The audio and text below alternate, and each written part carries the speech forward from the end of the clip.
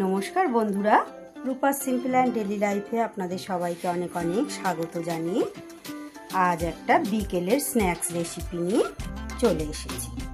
বর্ষাকালে বৃষ্টি পড়লে সন্ধেবেলা আমাদের তো একটু ঘরে বসে বসে এইসব জাতীয় জিনিসই খেতে ইচ্ছা করে।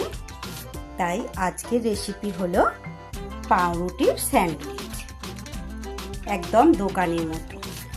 কিভাবে তৈরি করেছি সেটাই আপনাদের সাথে শেয়ার করব।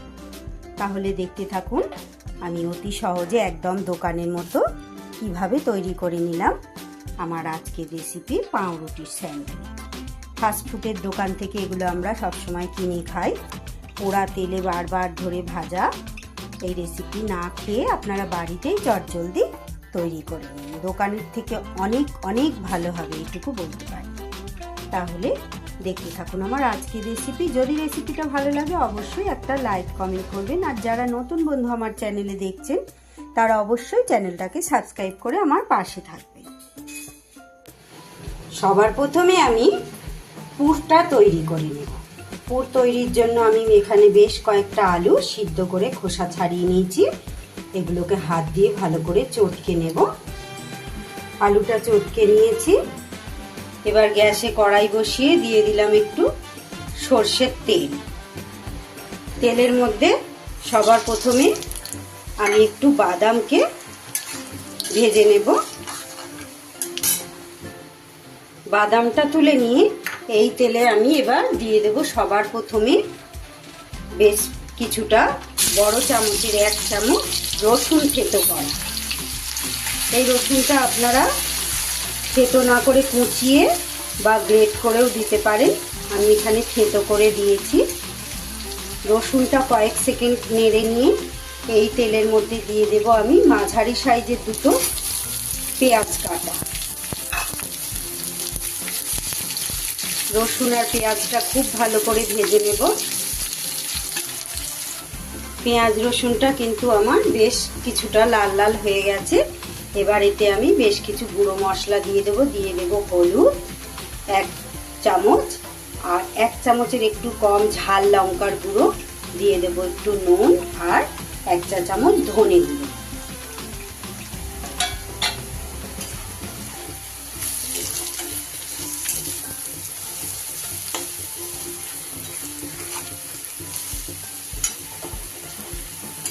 পুরটাকেই আপনাদের খুব সুন্দরভাবে তৈরি করে নিতে হবে।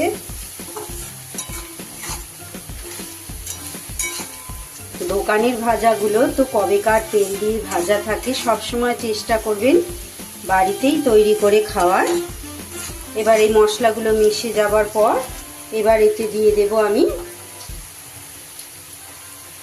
আলুটা, চটকানো আলুটা দিয়ে দিলাম। আরো বেশ কয়েকটা উপকরণ আমার দিতে হবে, পরপর আস্তে আস্তে দেব। গ্যাসটা কিন্তু একদম কমিয়ে রেখেছি। খুব ভালো করে মিশিয়ে নেব। আলুটা ভালো করে মিশিয়ে নেওয়ার পর এতে আর দিয়ে দেব আমি এখানে 2 চামচ চাট মশলা, স্বাদটাকে বাড়িয়ে দেওয়ার জন্য। দিয়ে দেব একটু চিলি ফ্লেক্স। এখানে আপনারা চিলি ফ্লেক্সের বদলে কাঁচা লঙ্কা কুচিও দিতে পারেন। দিয়ে দিচ্ছি ভাজা বাদামগুলো। দিয়ে দেব কিছুটা ধনে পাতা।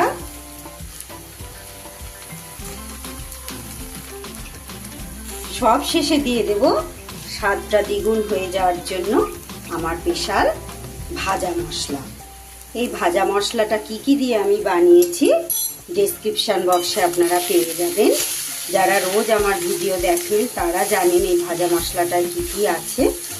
এটা কিন্তু সব সময় আমার বাড়িতে রেডি করা থাকে।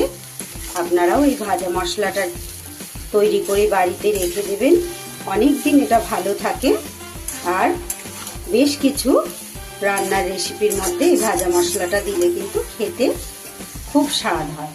এই সময় অবশ্যই নুনটা একটু দেখে নেবেন ঠিক আছে নাকি। খুব ভালো করে সবকিছু একসাথে মিশিয়ে নেব। পুর কিন্তু আমার একদম রেডি হয়ে গেছে। এবার এটাকে ঢেলে ঠান্ডা করতে দেব। এবার আমি একটা ব্যাটার তৈরি করব। নিয়ে নিয়েছি এখানে আমি 100 থেকে 150 গ্রামের মতো ময়দা, দিয়ে দেব 3 চামচের মতো চালের গুঁড়ো, দিয়ে দেব একটু নুন, আর দিয়ে দেব একটু হলুদ গুঁড়ো কালারের জন্য। এবার ভালো করে মিশিয়ে আমি অল্প অল্প করে জল দিয়ে একটা ব্যাটার তৈরি করে নেব। খুব ভালো করে এইভাবে আমি একদিকে ঘুরিয়ে ঘুরিয়ে ফেটিয়ে ব্যাটারটা তৈরি করে নেব। এইভাবে যত ফেটাবেন তত কিন্তু ব্যাটারটা হালকা হবে আর খুব মুচমুচে হবে কিন্তু স্যান্ডউইচগুলো। চালের গুঁড়োটা দিয়েছি ওই জন্যই মুচমুচে হওয়ার জন্য। এখানে আমি একটা থালাকে উল্টিয়ে নিয়ে নিয়েছি 6 পিস পাউরুটি। আর এই যে দেখুন পুরটা একদম ঠান্ডা হয়ে গেছে আমার। এইভাবে 1 পিস পাউরুটি নিয়ে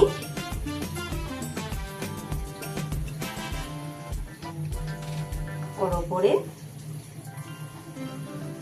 বাড়িতে করলে আমরা একটু বেশি করে পুর দিয়ে তৈরি করতে পারি। দোকানে তো দেয় একদম সেই সামান্য পুর, সামান্যভাবে দেয় আর সেই পোড়া তেলে ভাজে।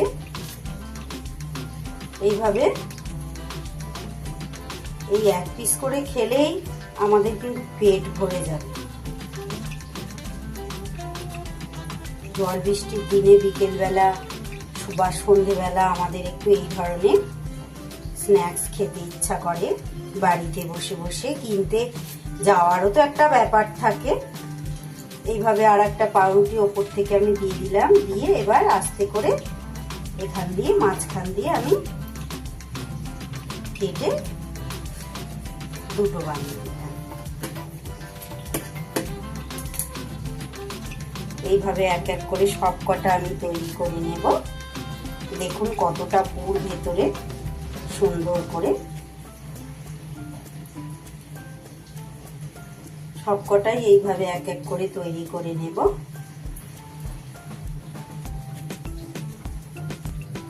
সবকটা আমার পুরো কিন্তু রেডি হয়ে গেল। 6 পিস তৈরি করেছি আমি। ব্যাটারটা ঠিক দেখুন এরকম হয়েছে। ঠিক এইভাবে ঘনত্বটা তৈরি করতে হবে। কড়াইতে আমি দিয়ে দিয়েছি রাইস ব্র্যান অয়েল, আপনারা সাদা তেল দেবেন।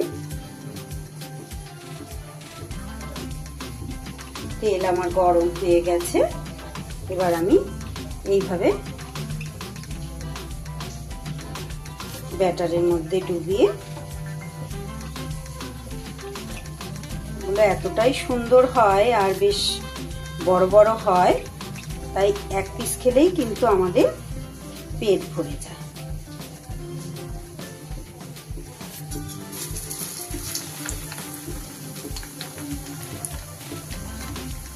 এক পিস করে আমি ভেজে নেব।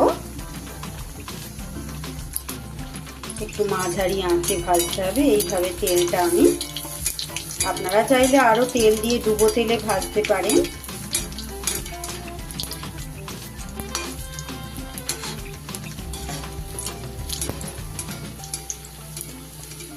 এইভাবে তেল দিয়ে আমি ভেজে নেব। 1 পিঠ হয়ে গেলে আর 1 পিঠ উল্টিয়ে দেব।